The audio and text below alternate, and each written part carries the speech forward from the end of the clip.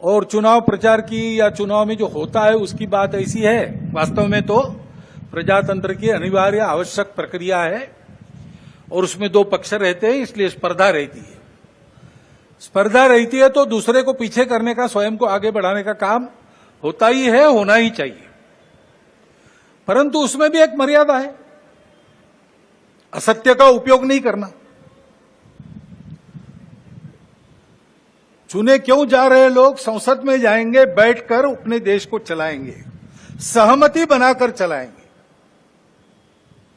हमारे यहां तो परंपरा सहमति बनाकर चलने की है।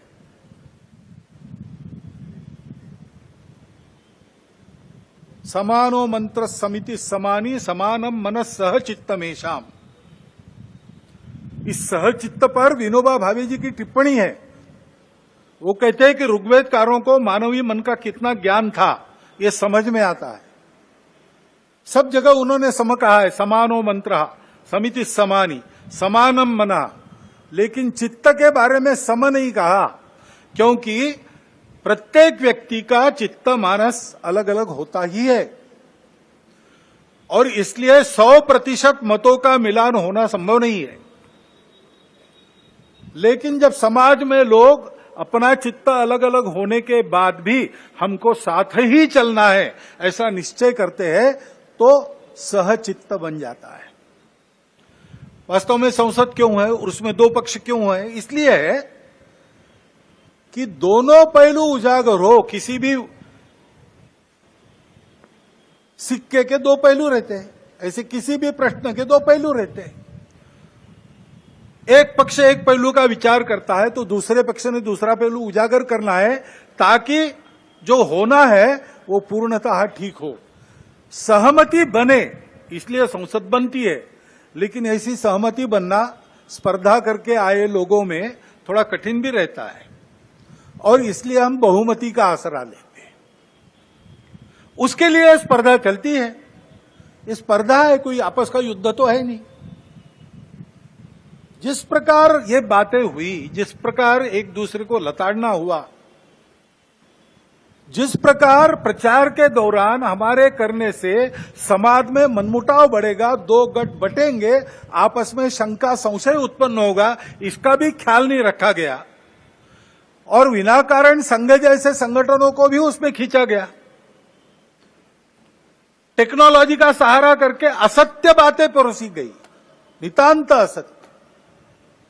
क्या शास्त्र का, विज्ञान का, विद्या का ये उपयोग है? सज्जन विद्या का ये उपयोग नहीं करते।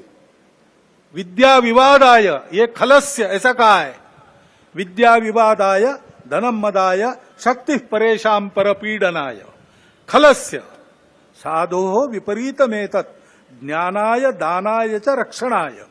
विद्या का उपयोग प्रबोधन करने के लिए होता है, लेकिन आधुनिक विद्या टेक्नोलॉजी का उपयोग असत्य परोसने के लिए किया गया। ऐसे से देश कैसे चलेगा भाई? आखिर सबको देश ही चलाना है ना। दो पक्ष है, विरोधी पक्ष कहते हैं, मैं प्रतिपक्ष कहता हूं। वो विरोधी नहीं है, उसको विरोधी मानना भी नहीं चाहिए। वो प्रतिपक्ष है, वो एक पहलू उजागर कर रहा है, उसका भी विचार होना चाहिए। ऐसा जब चलना है तो चुनाव लड़ने में भी एक मर्यादा होती है। उस मर्यादा का पालन नहीं हुआ, क्योंकि उसका पालन होना इसलिए आवश्यक है कि हमारे देश के सामने चुनौतियां समाप्त नहीं हुई। अब सरकार बन गई, वही सरकार फिर से आ गई, एनडीए की। अब ये ठीक है, पिछले 10 वर्षों में बहुत कुछ अच्छा हुआ है। आर्थिक हमारी स्थिति, आधुनिक दुनिया जिन मानकों को मानती है, जिसके आधार पर आर्थिक स्थिति का मापन करती है, उनको लगाए तो हमारी आर्थिक स्थिति बहुत अच्छी हो रही। सामरिक स्थिति हमारी निश्चित रूप से पहले से अधिक अच्छी है। दुनिया भर में हमारे देश की प्रतिष्ठा बढ़ी है। कला क्षेत्र में, क्रीड़ा क्षेत्र में, ज्ञान विज्ञान के क्षेत्र में, संस्कृति के क्षेत्र में हम सब लोग विश्व के सामने आगे बढ़ रहे हैं। हमको धीरे धीरे मानना विश्व के प्रगत देशों ने भी शुरू किया है। लेकिन इसका मतलब ये नहीं है कि हम चुनौतियों से मुक्त हुए। अभी उन बातों से मुक्त होकर जो चुनाव के आवेश में अतिरेक हो गया, उससे मुक्त होकर हमको आने वाली बातों का विचार करना है, समस्याओं से राहत लेनी है।